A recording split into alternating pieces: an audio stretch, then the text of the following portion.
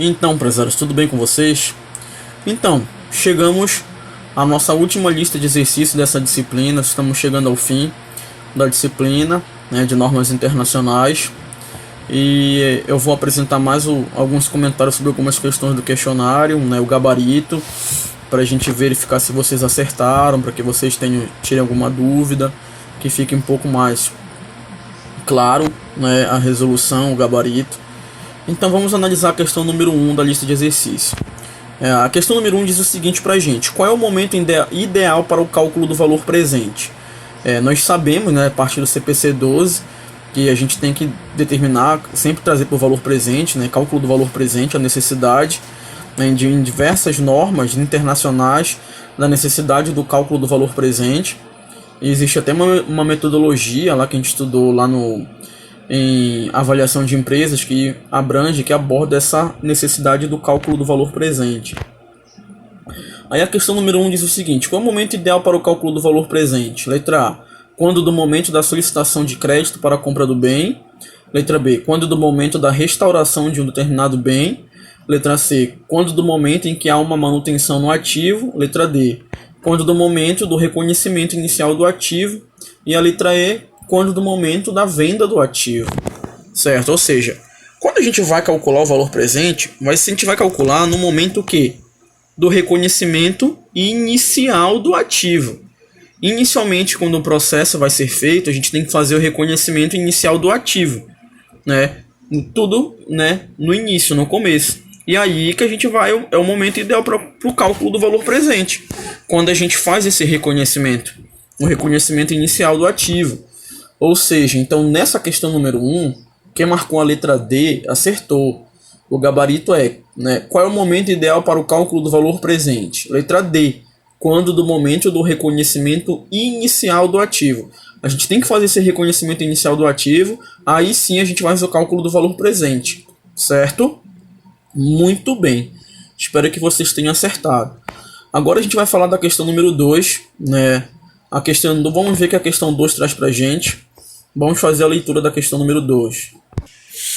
A questão número 2 diz o seguinte: quando surge um erro na contabilidade da empresa, a norma internacional IAS 8, que faz correlação com a CPC 23R1 e NBCTG 23R1, orienta que esse erro seja corrigido. Beleza. Porém, existe alguma situação em que essa mesma norma dispensa essa necessidade de correção? Será que existe? Letra A, sim, no caso de empresas que têm ativos imobilizados intangíveis. Letra B, sim, se a empresa tiver grande emissão de documentos de venda, ou seja, faturamento. Letra C, sim, quando não há possibilidade de determinar os efeitos específicos de um período ou efeito cumulativo do erro. E a letra D, sim, no caso de a empresa ter alta liquidez. E a letra E, apenas se a empresa adotou o CPC-PME. Certo? Então, qual foi a alternativa que vocês marcaram? Para vocês conseguirem responder essa questão, é importante que vocês vão lá na apostila do material, fazem uma leitura sobre a S8, CPC 23, NBCTG 23, né, que eles têm correlação. Faz uma leitura que você consegue, com certeza você consegue resolver essa questão. Então, qual é a resposta da questão número 2?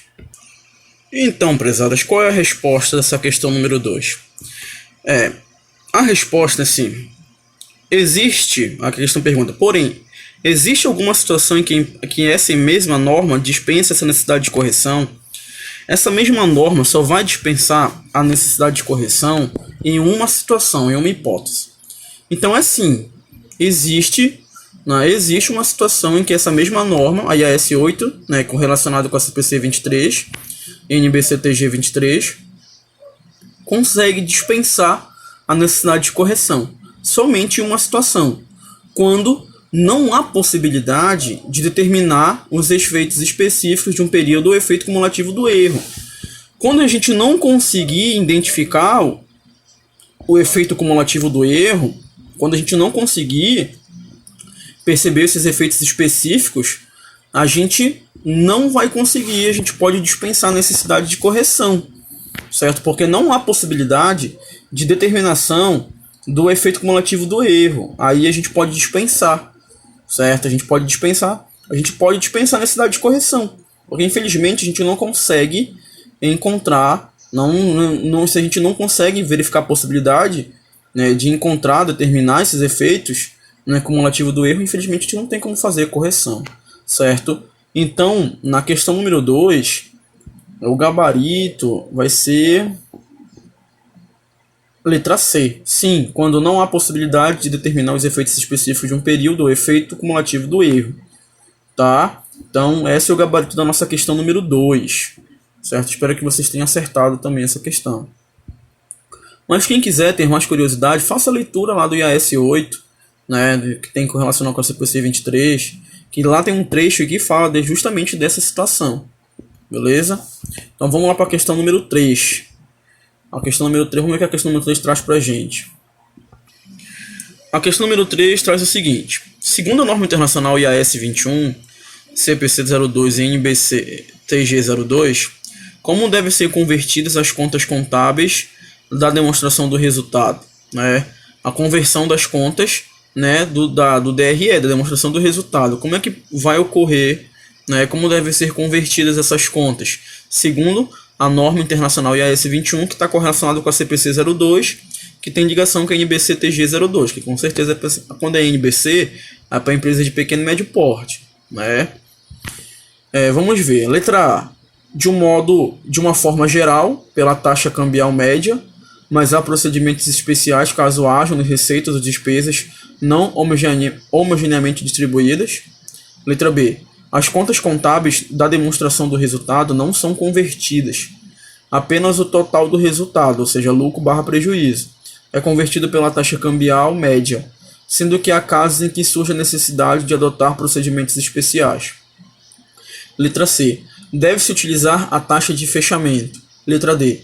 Deve-se utilizar a taxa histórica, sem exceções ou casos especiais. E a letra E. Deve-se utilizar a taxa corrente. Então, prezados, qual foi a alternativa que vocês marcaram? Segundo a norma internacional IAS 21, correlacionada com o CPC 02 e NBCTG 02, como devem ser convertidas as contas contábeis da demonstração do resultado? Certo? Vamos analisar aqui qual foi a alternativa que vocês marcaram. Então, a resposta, prezados, dessa questão 3 é a seguinte. Todas as vezes que a gente for fazer a conversão, né, a conversão das contas contábeis da demonstração do resultado, a gente tem que levar em consideração a taxa cambial média. Sempre a taxa cambial média. Então, a questão diz, segundo a norma internacional IAS 21, CPC 02, NBCTG 02, segundo essa norma aí, né, como devem ser convertidas as contas contábeis da demonstração do resultado? Letra A, de uma forma geral, pela taxa cambial média, né, pela taxa cambial média, mas há procedimentos especiais caso hajam receitas ou despesas que não estão homogêneas, não estão distribuídas de forma igualitária. Então, segundo a IAS 21 e a CPC 02, a gente vai fazer essa conversão das contas contábeis, levando em consideração a conversão das contas contábeis do DRE, a demonstração do resultado, levando em consideração, de uma forma geral, a taxa cambial média. A taxa cambial média, certo? Então vai ser a letra A, nesse caso, nessa questão 3. A letra A é o gabarito. Vamos analisar a questão número 4. O que ela está pedindo para a gente, a questão 4? A questão 4. Quais são as técnicas geralmente aceitas e praticadas na conversão de demonstrações contábeis segundo Pérez Júnior de 2002? Quais são essas técnicas que são geralmente aceitas e praticadas na conversão de demonstrações contábeis? Letra A. São usadas duas técnicas, o método Bretton-Woods e o câmbio de fechamento. Letra B. Aceita-se apenas uma técnica, o método operacional. Há outras três técnicas, geralmente usadas por contadores japoneses e chineses, mas que não são geralmente aceitas nos países americanos. Letra C. São aceitas três técnicas, câmbio de fechamento, monetário e não monetário e temporal. Letra D. São aceitas três técnicas, o pessimista, otimista e neutro.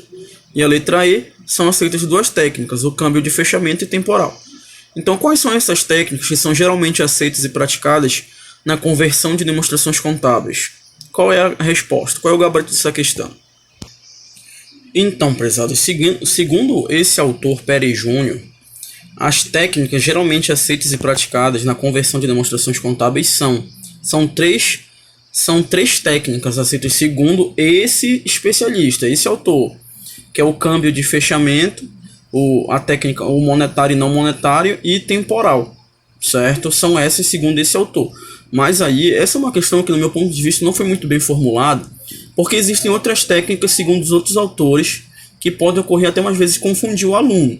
Mas essa questão, tu pode conseguir o gabarito se você for ler a apostila na unidade 2, que você vai ver lá que esse autor, ele cita quais são essas técnicas de conversão, né? Que ele cita lá que é o câmbio de fechamento, monetário e não monetário e o temporal, certo? Por isso que é o gabarito dessa questão, porque está citando o autor, segundo o Pérez Júnior. Enfim, então chegamos ao término da lista de exercício, né, dos comentários. Eu espero ter contribuído de alguma forma. Agora vocês estão liberados para fazer o questionário. Espero que vocês obtenham a maior nota possível, né? Tem tudo para obter. Lembrando que eu apresentei o gabarito de todas as 10 questões no decorrer dessas aulas durante o nosso semestre. Certo? Fiquem com Deus, até a próxima. Até o próximo semestre. Espero poder ajudá-los novamente e contribuir. Fiquem com Deus. Um grande abraço a todos.